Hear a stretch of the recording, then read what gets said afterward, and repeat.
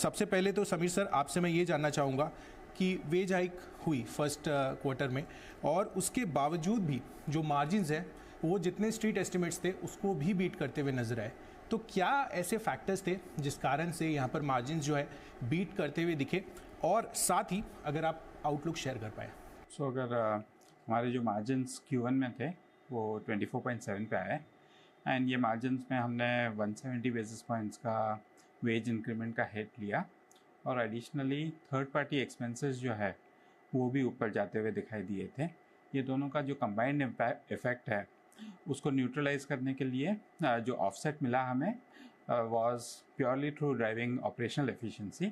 सो हमारी जो प्रोडक्टिविटी है वो बेटर आई, यूटिलाइजेशन इम्प्रूव हुए, और हमारे जो सब कॉन्ट्रैक्टर कॉस्ट है जो ऑलरेडी कम थे और नीचे आए, आई थिंक वो स्टेबलाइज हो रहे हैं अभी सब कॉन्ट्रैक्टर कॉस्ट। ये तीन लीवर्स जो मैंने बताया, प्रोडक्टिविटी, यूटिलाइजेशन और सब contractor cost, have helped us. So ये जो लीवर्स हम through the year last year use करते हुए आ रहे हैं, and they helped us this quarter as well. Going forward, जैसे आपने लास्ट ईयर देखा होगा, हमारे 100 बेसिस पॉइंट्स इम्प्रोवाइज किया था हमने each quarter in Q2, Q3, Q4। हम चाहते हैं कि ये जर्नी कंटिन्यू हो। Will depend on a lot of factors, but like every year weed expect to inch up from 24.7 going forward for the year. बिल्कुल। तो ऑफकोर्स यहाँ पर मार्जिन्स को लेकर तो आगे चलकर और फर्दर इम्प्रूवमेंट का आपका टारगेट रहेगा ही। तो सर मिलिंद सर, अब आपसे जानना चाहूँगा कि ये तो सरप्राइज़ हो गया कि पिछले कई क्वार्टर से जिस तरह से हम देख रहे थे कि यहाँ पर हेड काउंट डिक्लाइन होता हुआ दिखा था, ये एक बहुत बड़ा सरप्राइज़ है कि यहाँ पर हेड काउंट इस बारी इंक्रीज़ होता हुआ दिखा है। तो इसके पीछे क्या प्राइमरली रैशनल रहा है, पहले तो आप वो हाईलाइट करें हमारे लिए, और इसके साथ साथ जो हायरिंग मोमेंटम है जो अभी इस तिमाही में हुआ है, क्या आगे आने वाले 2-3 तिमाहियों के लिए भी सिमिलर हम देख रहे हैं मोमेंटम? हायरिंग को हमको ईयरली देखना चाहिए, क्वार्टरली नहीं देखना चाहिए। तो जैसा हमारा कैंपस हायरिंग पूरा ईयरली प्लानिंग रहता है, तो उस तरह से बेसिकली वो that is one of the reasons for basically getting this number up. दूसरा कारण ये है कि मतलब हमने जो इन्वेस्टमेंट किया था पीछे लास्ट ईयर में, वो हमने पूरा इन्वेस्टमेंट करके लोगों को ट्रेन करके डिप्लॉय किया, तो it was also time to basically hire some more people this time. So ये सब कारणों से हमको बेसिकली नंबर ऊपर आया। और दूसरा मतलब गोइंग फॉरवर्ड ट्रेंड ऐसा है कि कैंपस हायरिंग तो हम करेंगे, कैंपस हायरिंग तो कंटिन्यू करेंगे, और नेशनल क्वालिफायर टेस्ट अभी हमने कंक्लूड किया, वहाँ से भी लोग आएंगे।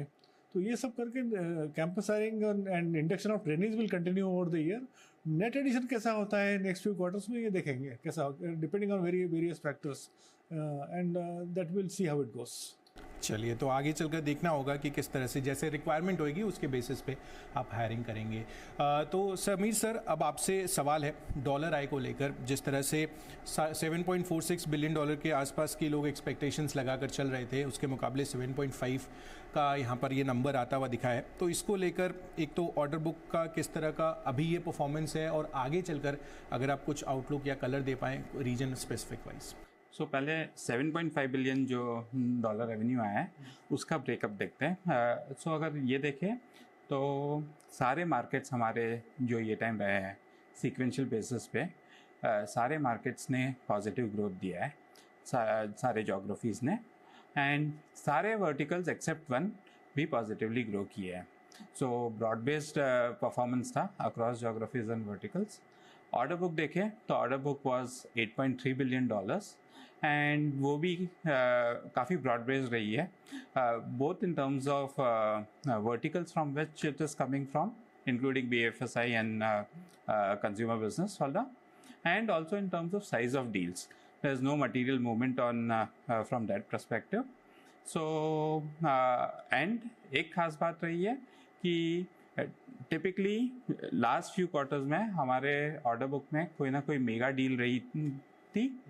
ये क्वार्टर में there is lack of any mega deal in the 8.3 billion order book. Milind sir, अब आपसे जानना चाहूँगा हायरिंग टारगेट्स किस तरह से रह सकते हैं फ्रेशर्स, लैटरल्स इस वित्तीय वर्ष के लिए? आमतौर पर तो आप 40,000 का आंकड़ा दे देते हैं, तो उस पर आप कुछ बताना चाहिए। तो जैसे मैंने कहा कि हायरिंग टारगेट हमारा जो कैंपस हायरिंग का रहता है, that is a strategic target which we set for ourselves, 40,000 का हर साल का रहता है। इस साल का देखना है कैसे how does it operate. Already 11,000 लोग तो हमने ऑनबोर्ड कर ही लिए। जैसे मैंने कहा कि टेस्ट ऑलरेडी इनक्यूबिटी टेस्ट हो चुकी है, तो और भी आएंगे लोग।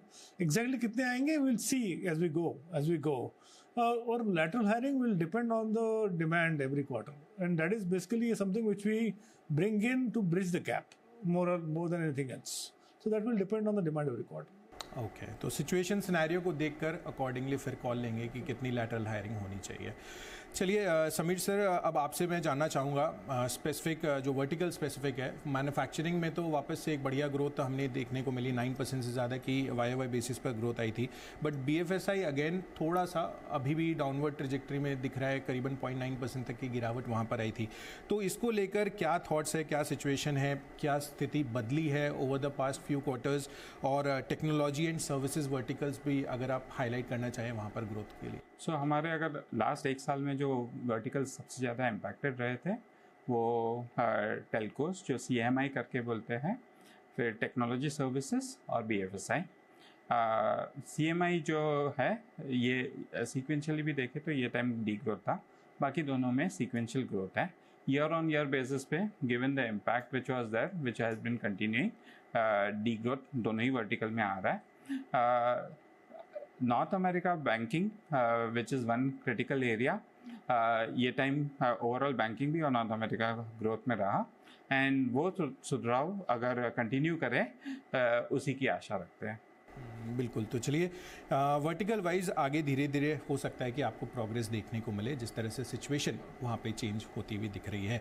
चलिए मिलिंद सर, अब आपसे सवाल है, जो number of employees trained for gen AI जो हम बात करते हैं हर क्वार्टर में, पिछले बारी आई थिंक आपने 1,60,000 का नंबर दिया था, बट इस बारी मैं सिनेरियो ये जानना चाह रहा हूँ कि जेन AI के जो भी प्रोजेक्ट्स हैं, जो भी यूज़ केसेस है आगे चलकर, उसको लेकर कितनी आपकी वर्कफोर्स जो है रेडी है कि भाई जेन AI के प्रोजेक्ट्स आए and then they can start with that. So अभी हम लोग जो बेसिक फाउंडेशनल ट्रेनिंग था वो तो हमने पूरा इतना कवर कर लिया कि अब इन्हीं नंबर देने में कोई मतलब नहीं है, क्योंकि it's not material enough now. क्या now we are focusing on building the higher order skills, whether it is next level or the expertise level. All of that is happening as we speak, and people are learning significantly on this part, and also basically getting deployed onto the engagements, and also as part of that also they are getting experience on that. So all of that is happening as we speak, and it is like any other technology, where they are learning and driving it from there. So scale बढ़ेगा. Every quarter the scale will go up for that, for higher order skills going forward. Got it, sir.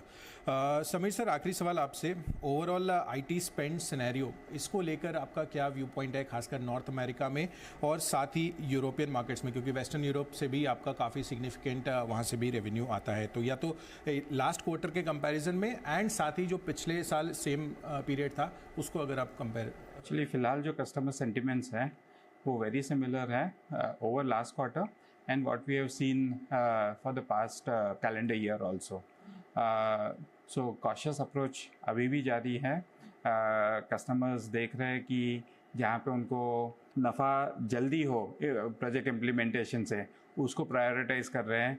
जहाँ पे उसके ROIs delay होते हैं वो projects को वो usually slow burner पे डालते हैं।